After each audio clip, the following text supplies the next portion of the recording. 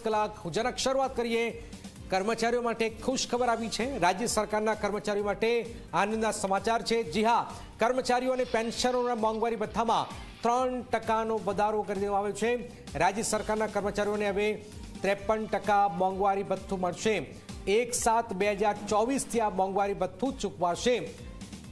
તો મોંઘવારી ભથ્થામાં વધારો કરાયો છે। હિતલ અમારી સમજણી। હિતલ, સરકારે 3%નો વધારો કર્યો છે, ક્યારથી અમલમાં આવશે, શું વિગતો?